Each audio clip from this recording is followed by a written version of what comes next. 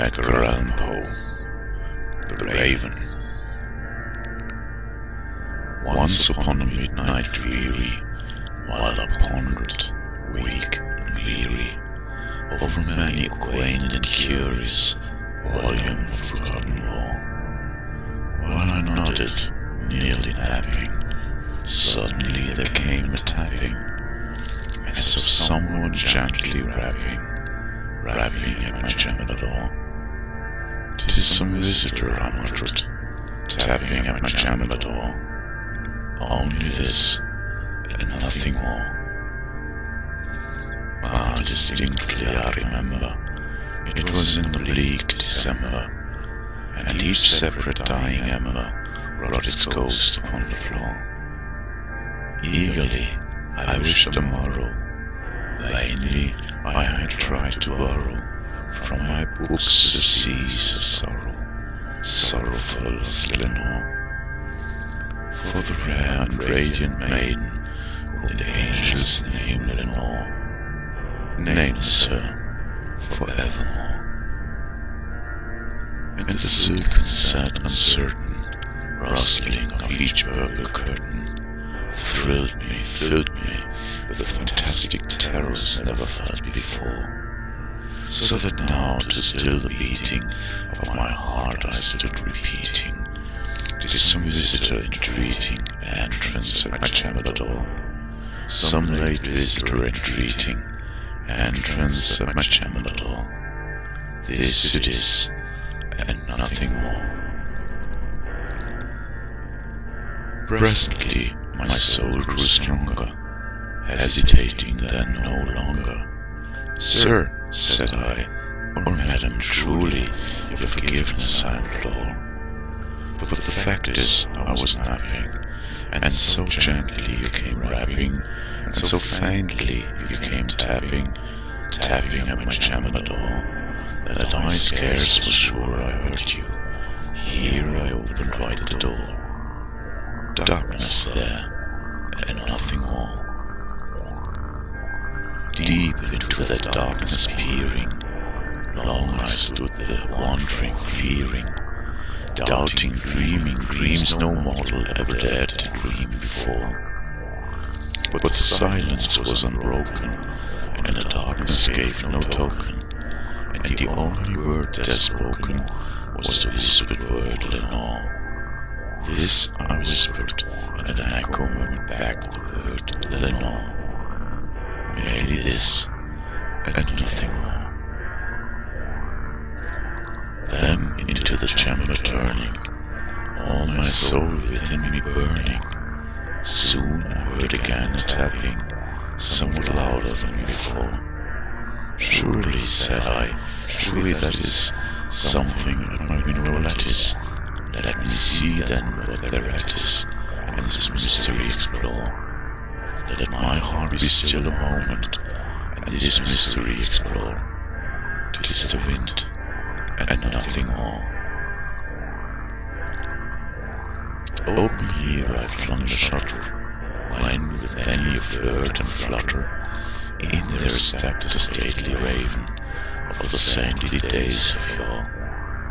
Not the least obedience made he, not an instant stopped or stayed he, but with mien of lord or lady, perched above my chamber door, perched upon the boss of Apollos, just above my chamber door, perched and sat, and nothing more.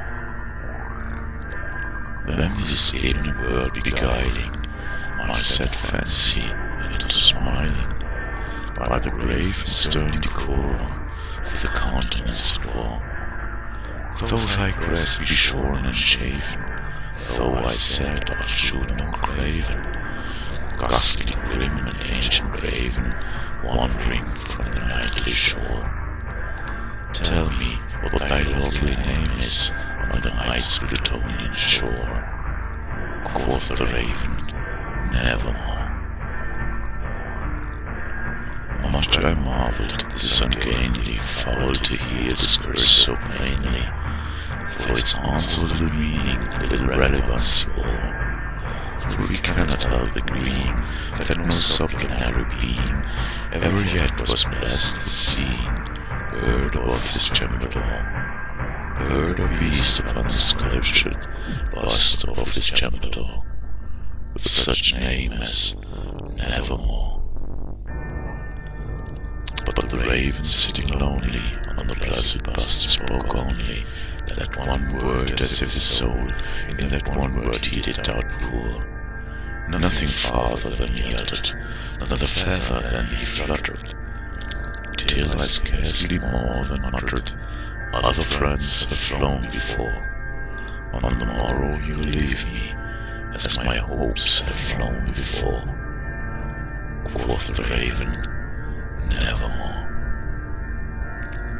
Wondering at the stillness broken by replies so hardly spoken, doubtless, said I, what it utters is its only stock and store, caught from some unhappy master, whom unmerciful disaster followed fast and followed faster, so in hope he would assure, stern despair returned instead of the sweet hope he dared to assure. The sad answer, Nevermore. But the raven still beguiling all my sad soul into smiling, straight I wheeled a cushioned seat in front of bird and bust door. Then upon the velvet sinking, I betook myself to linking fancy unto fancy, thinking of this earnest bird of yore, of this grim and gainly ghastly, gaunt and honest bird of yore, meant in croaking, Nevermore. This I said, engaged in guessing, but no syllable expressing, to the fowl whose fiery eyes now burned into my bosom's core. This and more I said, divining, with my head at ease reclining on the cushion's velvet lining that the lamplights gloated o'er, but whose velvet violet lining with the lamplight gloating o'er, she shall rest, nevermore. Then methought the air grew denser, perfumed from an unseen censer, swung by angels whose faint footfalls tinkled on the tufted floor. Wretch, I cried, thy God hath lent thee, by these angels he hath sent thee, respite and nepenthe from thy memories of Lenore. Let me quaff this kind nepenthe, and forgot this lust Lenore. Quoth the raven, Nevermore. Prophet, said I, thing of evil, prophet still, if bird or devil, by the tempter sent over the tempest tossed thee here ashore, desolate yet all undaunted, on this desolate land enchanted, on this home by horror haunted, tell me truly, I implore, is there balm in Gilead?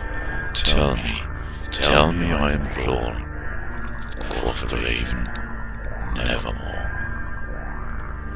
Prophet, said I, thing of evil, prophet still, if bird or devil, by that heaven that bends above us, by the God we both adore, tell the soul that's sorrow laden, if within a distant Aden, it shall clasp a sainted maiden, whom the angels named Lenore, clasp a rare and radiant maiden, whom the angels named Lenore.